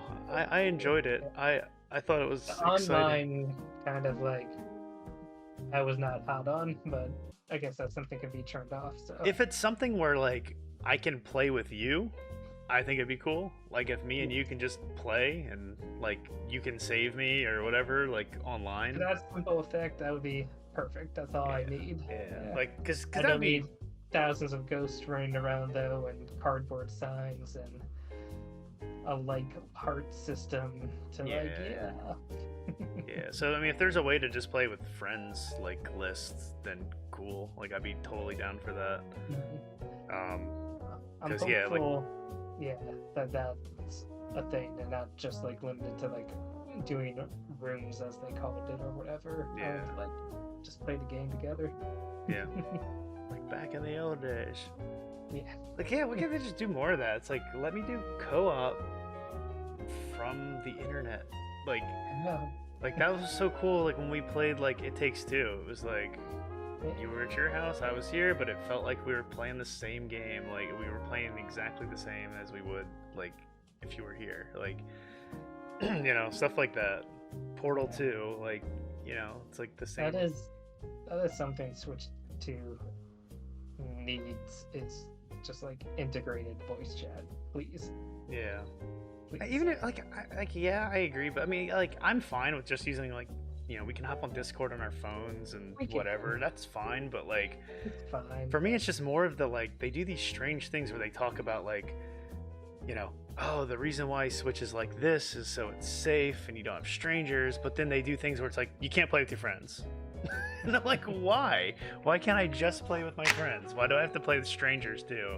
And then like randomly get assigned to like, you know what I mean? Like, there's just weird things like that come out in some games. It's like, let me just play with, or like, why can't I play with my friends and then like, if we want, have the option to have strangers join us so we can fill. Like, the only game I think you can really do that is like Smash. Like, it's just like Smash, or like maybe Mario Kart you can do that too. But always add in all these like extra steps and codes and just like, no, stop it. yeah, it's like, I get it, but no, I don't know. That's the type of stuff that kind of irritates me with it. But I guess I don't play enough like multiplayer, but it'd just be like playing with like you or like anyone else Like I don't really play any games with anybody else, so. Yeah. But yeah, no, Mario Wonder looks pretty darn fun. I can't wait. Other than Yoshi's new face when he saw the show also still freaks me out. It's just his. It's just why does he have to bite his whole nose? Like that doesn't make sense. Just puff your cheeks. I don't know. Because he looks like the enemy. That was the point. It's the charm. He looks like the enemy of what he ate. He's like Kirbying it right there. Not playing as Yoshi. Nope. But moving on to the big stuff now, the Nintendo Direct. And a State of Play on the same day. A State of Play, which is crazy. So, they did this last year too. I don't know why. This is like their new E3 day in September, but I'll take it. So, so I didn't put these in any particular order, so I just wrote it down as I could think of it, and I started with the one that I'm most excited for, which is the one that ended the Direct. So it's fine. Let's go for it. Paper Mario 1000-Year Door. Chai, you're finally playing it. I was excited. Like, I was definitely excited for it. And it's funny because you watched me play like the first 20 minutes of that game. I did. Yeah. And I liked it. It was fun. It was just, I don't know, I was like right at like COVID, and I just finished Paper Mario, and I just was kind of burned. And I beat Earthbound right before that. So I was kind of like getting burned out on RPGs. So that's why I didn't play it. And as soon as I saw like the port, I was like, ooh, that's 1000-Year Door, sweet. I was like, yes. I recognized it as soon as they showed that cover. I was like, oh, and the music, I'm just like, yes. Yeah, as soon as he jumped out of like the beginning, I was like, all right, it's a Paper Mario game. Then I was like, ooh, it's 1000-Year Door, that's cool. So I'm looking forward to playing it.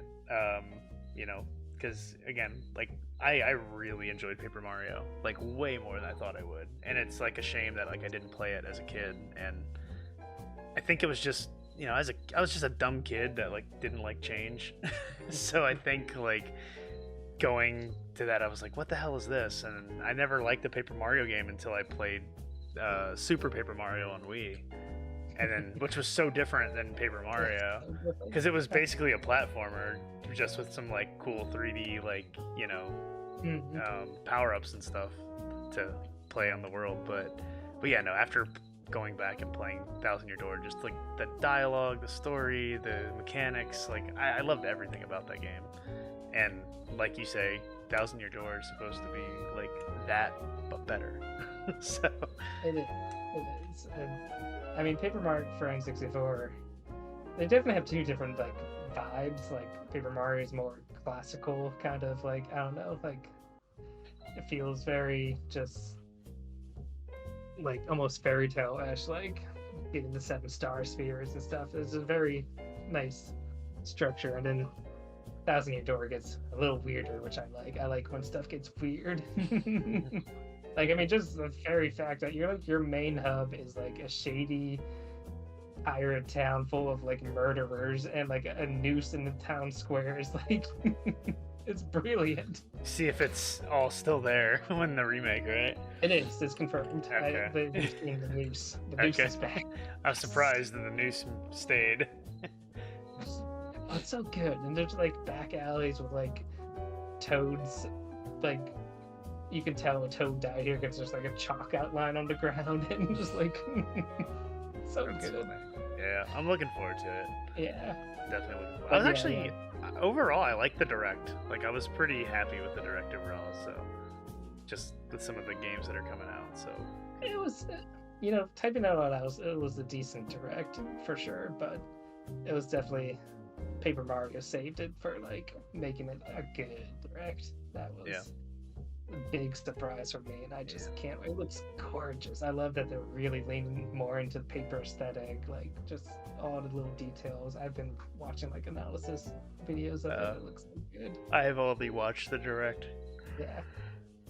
One really cool change about it is they're actually like adding in like new art and animation. Like now the characters actually have backsides when they flip around in their paper form. Oh, it's not just their same front, like just exactly. like a little turn. Okay, Yeah, that's cool.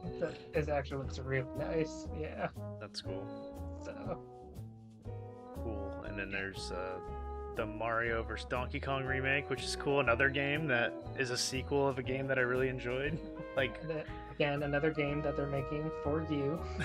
I'm definitely gonna buy it. Like, I'll buy it day one to check it out. I'm not sure if I'll, because I still got my Game Boy Advance copy and still enjoy that. Yeah. I mean, it looks awesome. Like I saw some of the comparisons of it and stuff, and like for sure. Like Donkey Kong 94. Like again, I'd always heard about it, and then you were like, no, you got to play it, and I had it, so I finally played it, and just like, you know, as big of a Donkey Kong fan as I am of like the original, like, and 94 is pretty freaking awesome. Like just adding that like element of like platforming on top of, you know, just your standard Donkey Kong platforming, just adding like the Mario platforming into it is like, yeah, pretty awesome. So this Game Boy Advance one's pretty good too. It looks cool. Like I've never even really seen gameplay of it. The only thing for this game I ever had, I had the in-store standee for it. It was so cool, and I ended up trading it to one of my buddies locally. I'm pretty sure I traded it to him for probably some NES game that he had a double of that I wanted. But it was literally like the store standee, and it was like these like. It was the girders, and it had Mario at the top of the hammer coming down, basically like the box art, but it was like 3D. It was so cool. That's pretty cool. It was really cool, and it was and it was all like spiky and stuff too, because it had like, it was just done so well, so detailed, and it was like one of those things that, like, you know, the only thing I have the Majora's Mask one up there. It's kind of similar. I don't know if can you see it? Let's see if you can see it up there. Nope, very top. But that's the only standee I still have, and I kind of wish I still had the Mario one. And I got that from my friend that used to work at GameStop, and he just, when he moved his, you know, he was moving across country, and he was gonna toss all the stuff out, and was like, do you want all this? And I got a bunch of boxes and standees. I had a Zero Mission standee. That was pretty cool. And I had they actually have it in Time Warp. I traded that to the guys at Time Warp in Ellicott City, and traded that. And I had another one too. I think I had like a Wind Waker one, but it was just like a flat part of the standee.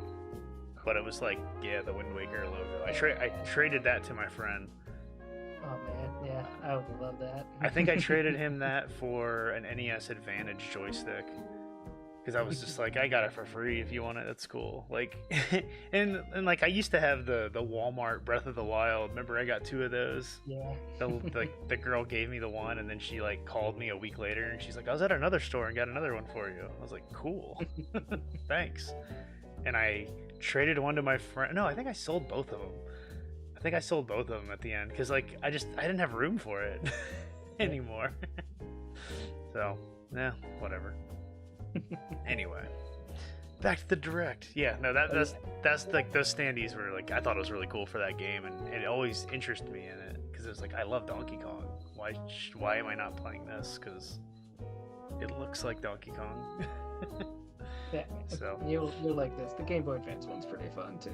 So yeah, although $50 sounds a little expensive, but I don't have a ton of Game Boy Advance games. Like I have Zelda games, and that's about $50 for Metroid Prime Remake versus a Game Boy Advance remake. I don't. Yeah, I mean, I guess, but it's they did a lot though. It's not just like they ported. Like I feel like Metroid Prime was just kind of like updating models. I mean, yes, they can change the controls, and you know, it played great, looked great, but I feel like, again, I don't know, but I feel like converting a 2D 16-bit game into what they're showing compared to up-resing a GameCube game, I feel like there's a lot more work that went into the Mario game. Like, you know, yeah, just based on that, because like they're taking sprite work and turning it into this, like, you know, Actually, I think 3D the Game Boy claymation Advance style. game was more like the pseudo 3D rendered kind of sprites, like like Donkey Kong Country did. Okay, let me see here. So, So I'm just comparing it here. If you bought a boxed copy of it on Game Boy Advanced, it's $60. It's $20 loose just for the cartridge. So, yeah, I was just curious of what the comparison was for the cost of like the current cartridge. Because if it was like a $50 Game Boy Advance game, then it's like, well, then buy it on Switch for $50 because $50 no matter how you're gonna play it, unless you pirate it. So, but it's funny because a couple years ago it was like $5 because prices are insane these days. yeah, it's pretty dramatic change. Yeah, so I'm excited for that. That looks cool. F-Zero 99 we talked about already. Yeah, That was really cool. Surprise. Glad they shadow dropped another that. big announcement of the direct. I figured they were gonna shadow drop that. So that was a nice thing. I'm gonna skip this one. We can talk about it in a second. Luigi's Mansion 2, I think looks cool. Like I never beat it. I never beat Dark Moon, so I will definitely pick that up because I loved 3. And yeah, I feel like I'm a little spoiled by 3 now because 3 is gorgeous, and not that 2 borrowed isn't an improvement over the 3DS version, but it's nowhere on the levels of Luigi's Mansion 3, like visual. Yeah, 3 was awesome. I just loved it. I loved and like that was like the first one I actually like sat down and gave my attention to the point that once I like was getting close to the end, I was like, I need to go 100% this now. Like I loved it, and that's that's what I did. I went and collected all the gems and all those everything I could, and I'm really excited for that. Great game, for sure. It is kind of curious that they're calling it like Luigi's Mansion 2 HD, and because I think it was 2 like outside of America. They just called it Dark Moon in America. Yeah. Or in the North America. It's just interesting because they're like really emphasizing now that it's 2, and like the original is not available at all on the systems. Like, yeah, it is weird that I feel like it would have been better as like a 2-pack, like they did with Pikmin 1 and 2. They could have done Luigi's Mansion 1 and 2 that would have worked. Collection. I think that would have made sense, and I would have been happy with that because I've barely played the original. I played the original for like 10 minutes a few years back, and I was like, this does not feel good anymore. And I don't know, I was struggling with the controls and was just like, I don't want to play this. And that's kind of what held me off on the Switch version, but then I was like, I gotta get it because it looks cool. And then I slept on it for a year. finally played it and loved it. So yeah. It's just interesting. This is like a weird observation I'm just realizing, but like the way they release Luigi's Mansion games, it's like Luigi's Mansion for GameCube, Luigi's Mansion 2 for 3DS. Let's release the previous game on the 3DS. Okay, now Luigi's Mansion 3 on Switch. Let's release the previous game. It's like always. Yeah, it's really weird. Yeah, I forgot they did re-release that on 3DS, and I think it's like expensive too. I think it's hard to get now because everything on 3DS, which I would never. I'm not gonna go back and play my 3DS. I was tempted to give it to Brody, let him play, like just be like, here's a 3DS, this is cool, and just see what he did with it. So cool. Yeah, it is. But so wild, like seeing 3D with no glasses, like I don't know. Yeah, it's such a cool tech. Yeah. Like regardless of how much it was utilized and people liked it, it's still really, really well done and cool. And so Super Mario RPG Remake, they showed more of that. We kind of briefly talked about that. Again, I don't know how it's gonna do. I personally never got into the first one. Just wasn't. It was. I tried playing as a kid, not realizing that it was like I knew it was an RPG, but I expected it to be more Mario-esque. And I guess when I fired it up, I was like, yeah, I don't like this, and I returned it. I returned it the next day. So this is definitely the most heavy on the RPG mechanics of the Mario RPG series. Yeah, so I honestly I don't know if I'll buy it. At least not right away. I don't know. I'm kind of, funnily enough, thinking the same. Like, I was excited for it when it was first announced, and now my excitement has kind of dwindled a little, especially now that Paper Mario's announced, which is it's kind of weird that they're doing so many. Maybe they don't have high hopes for it, so they're just trying to release it. I don't know. I don't know. It's weird. It's definitely weird.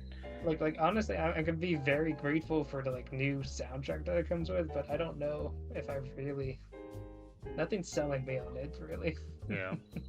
So I'll jump back to the other one here on the list, and that's the Princess Peach Showtime. Like, I was kind of hoping it would look better, but I don't think this game looks fun, personally. Like, I don't know.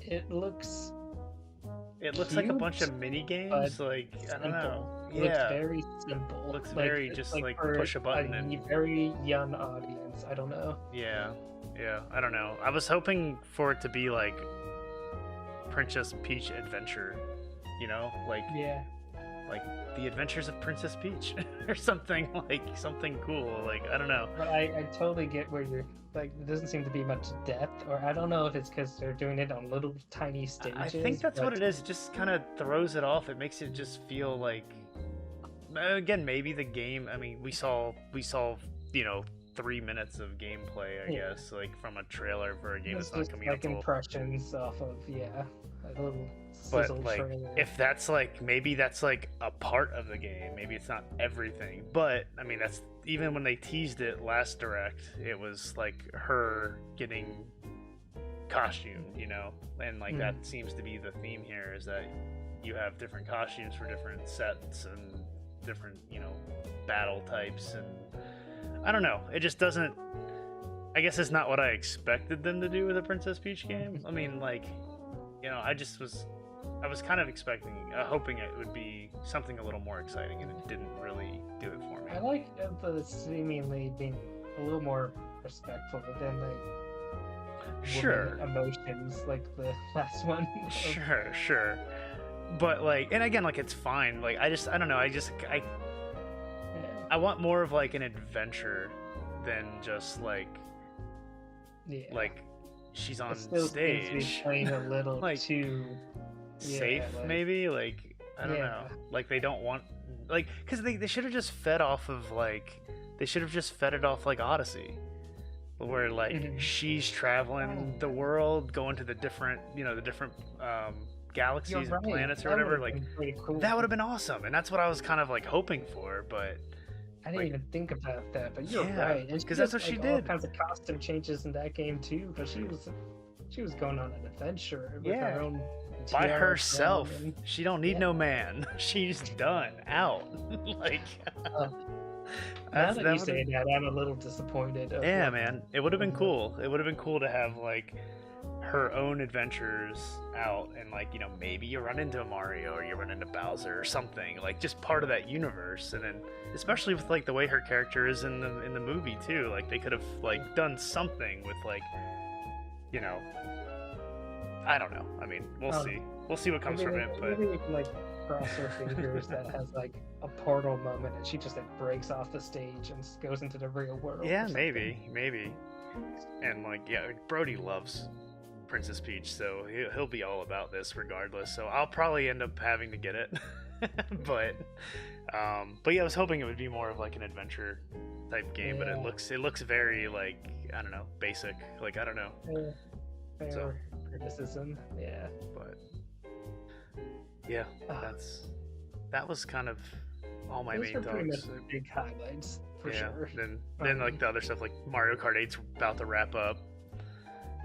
Yep, a little tease of that. I was surprised that they showed 4 characters being added when there's really only like 2 slots left for like additional characters, so I guess they're gonna expand that, or I don't know. Or it's gonna be like maybe you highlight Toad and then or Toadette, and then you can like select a different. It is possible that Peachette could be a sub or costume character. I don't think Diddy, Funky, and Pauline. I feel like those are very distinct characters. That's true. That is true. And with only 2 slots, it's kind of weird. It would have been cooler if they just added Diddy Kong Racing to NSO. Ho ho ho! Big elephant. The elephants are back, man, too. They could have totally done it. Hey, if they expand your character slot another row, we can have the elephant. Let's get him in. But then we need Conker, and then we need Tip Top, we need Banjo. Have them all, and then give us a Diddy Kong like 1 course. Oh, I would love it. I would love that so much. You give me an airplane I can fly, a boat, a hover boat. Oh god, I played so much of that game as a kid. I loved it. Yeah. But no, I just wanted to mention that because I feel like there may be room for a surprise still in this last wave based off that. Yeah. Then I guess we mentioned the Nintendo Gallery Museum, which looks cool. Like, I'm sure it'll be fine. And I just want to a trip to Japan around then. We'll see. I don't know. Right? That'd be fun. Yeah. My only fear of planning anything around something Nintendo opening is that you're just gonna ruin your experience because there's gonna be so many people going to it. A month after, maybe. Yeah. That's why it's like Super Mario World or Super Nintendo World opens next year in Orlando, and it's like, all right, that's when we're going back. And then I'm like, do I really want to go the year it opens? So yeah. I don't know. Yeah. And then your Sora amiibo is coming. Are you gonna get that? Absolutely. I need a Sora amiibo. I figured. It's kind of crazy to think that amiibos are still coming out, and I sold all of mine in 2017, and I had 60 of them, and they're still coming out. Yeah. I mean, that's definitely slowed down, but.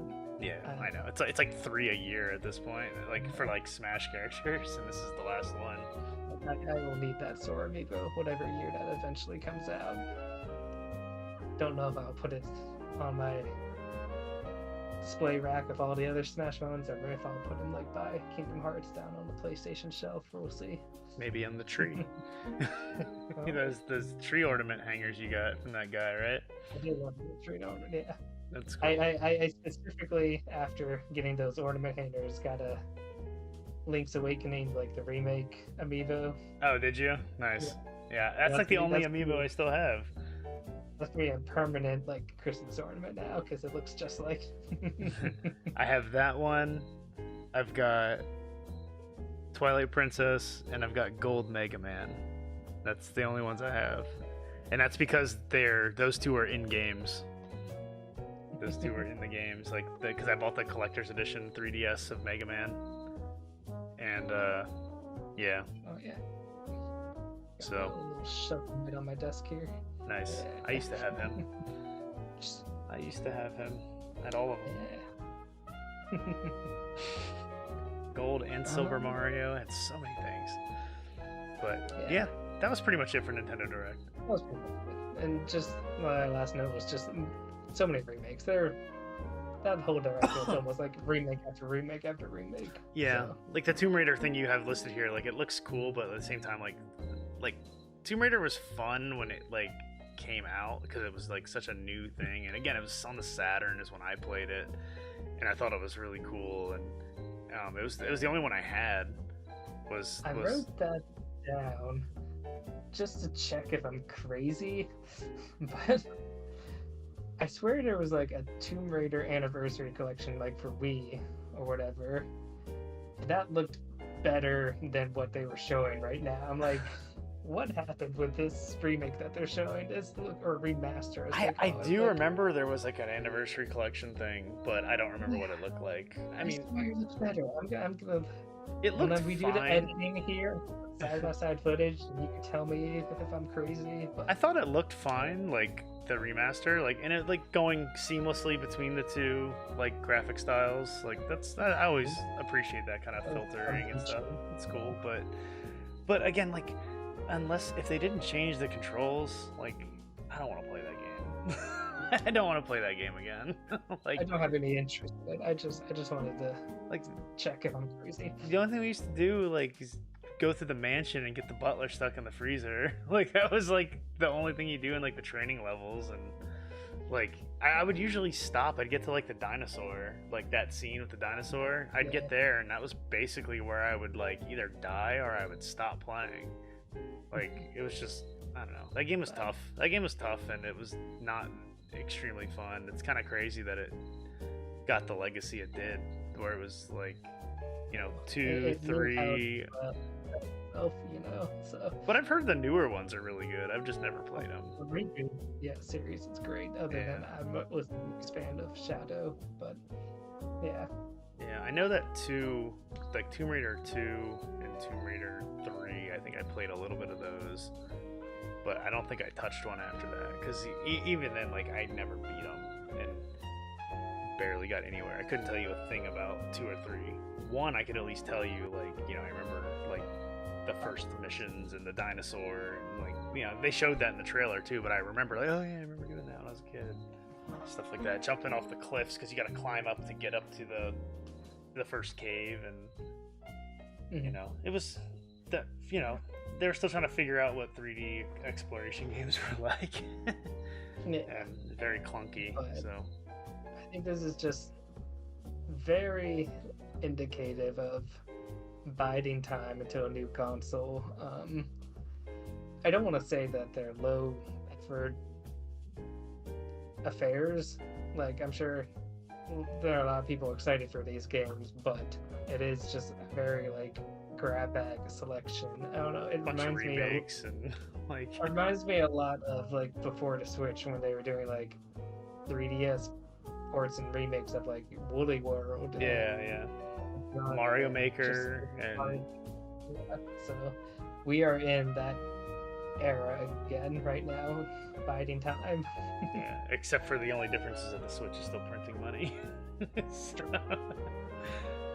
So that's I think it's more indicative of, like, they're shifting development resources for next gen stuff that they're quietly probably working on behind the scenes. Yeah, the next, like, 3D Mario, the new Zelda, since there's no DLC for Tears of the Kingdom, that was announced recently. That was something else. I'm surprised there was no Metroid Prime 2 or 3.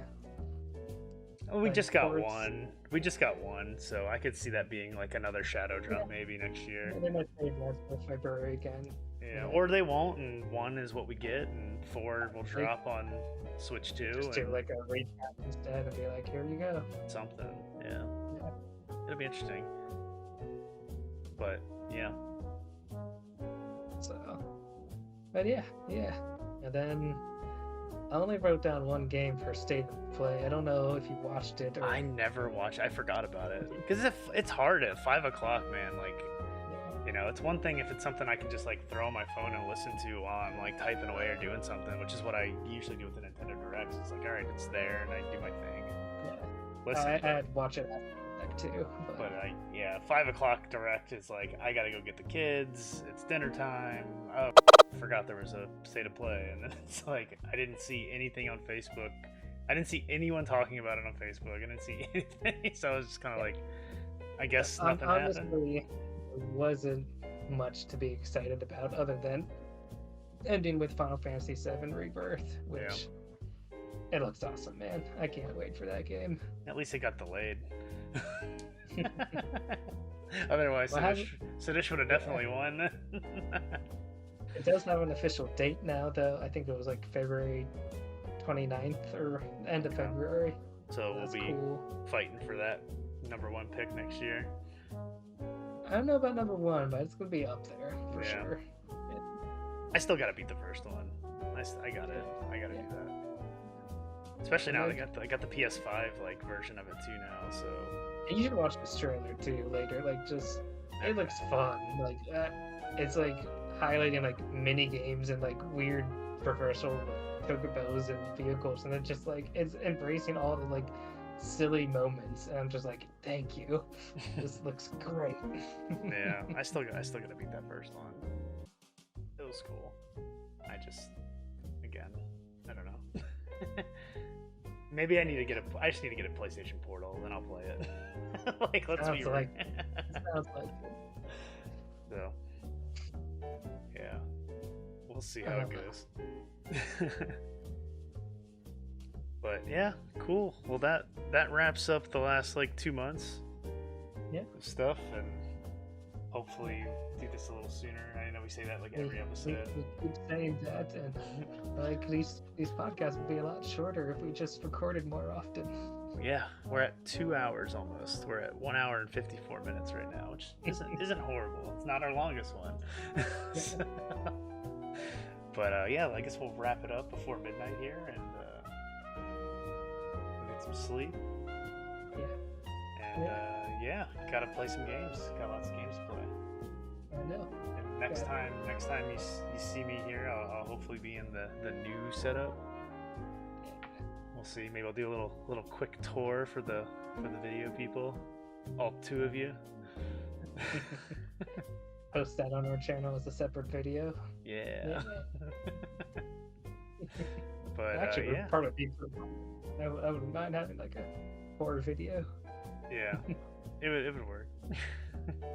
So cool. Well, that is all from us. We will see you on the next one. Until next time, everybody. Happy gaming. Later.